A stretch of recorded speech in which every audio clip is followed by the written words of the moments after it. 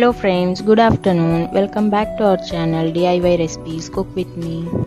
మన ఛానల్లో ఇవాల్టి రెసిపీ వచ్చేసి టీ టైమ్ స్నాక్ అండి. అదే మలబార్ ఖజూర్.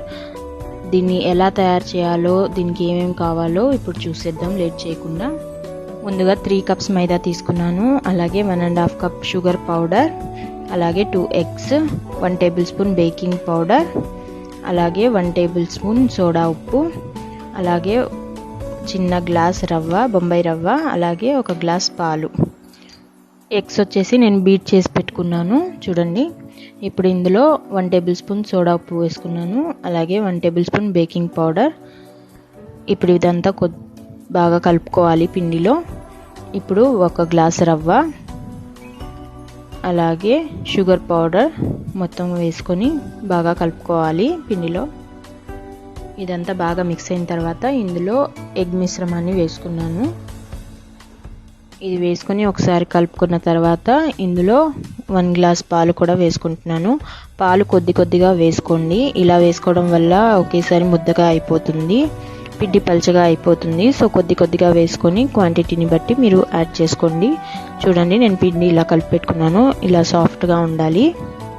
ఇప్పుడు ఒక చపాతీ పీట తీసుకొని దానిపైన కొద్దిగా పౌడర్ డస్ట్ చేసుకొని దాని మీద పిండి పెట్టుకొని ఇలా చపాతీలాగా ఒత్తుకోవాలి. మరీ పలుచగా కాకూడదు, మరీ అంత లావుగా ఉండకూడదు, మీడియం సైజులో ఉండాలి. ఇప్పుడు దీన్ని సైడ్స్ అన్నీ కట్ చేసేసుకొని మనకి ఏ షేప్ కావాలంటే ఆ షేప్లో మనం కట్ చేసుకొని ప్రిపేర్ చేసుకోవాలి. నేనైతే ఇక్కడ డైమండ్ షేప్లో కట్ చేసుకుంటున్నాను.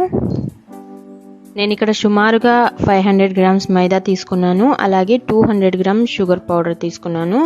సో మీరు షుగర్ ఎక్కువ తినే వాళ్ళైతే మీ స్వీట్నెస్ని బట్టి మీరు షుగర్ అనేది అడ్జస్ట్ చేసుకోండి.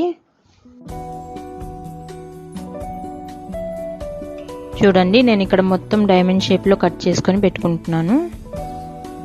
ఇప్పుడు ఇవన్నీ ఒక ప్లేట్లో పెట్టుకొని పక్కన తీసి పెట్టుకోవాలి. ఈ స్నాక్ వచ్చేసి అప్పటికప్పుడే తయారు చేసుకునేదండి, ఇన్స్టెంట్గా. కానీ మీకు 1 వీక్ దాకా ఫ్రెష్గా నిల్వ ఉంటుంది. మీరు ఒక ఎయిర్ టైట్ కంటైనర్లో పెట్టుకుంటే కనుక మీకు 1 వీక్ ఈజీగా ఫ్రెష్గా ఉంటాయి.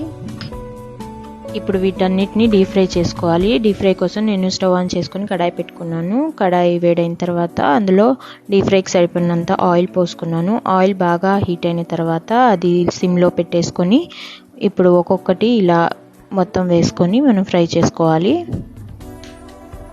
చూసారు కదా, నూనెలో వేయగానే ఎంత బాగా పొంగాయో. వీటిని అటు ఇటు 2 వైపులా తిప్పుకుంటూ గోల్డెన్ కలర్ వచ్చేంత వరకు ఫ్రై చేసుకోవాలి. ఇలా ఫ్రై అయిన వాటినన్నిటిని ఒక ప్లేట్లోకి తీసి పక్కన పెట్టుకోవాలి. ఇదే సేమ్ ప్రాసెస్లో మిగతావన్నీ కూడా మనం ఇలాగే డీప్ ఫ్రై చేసుకోవాలి.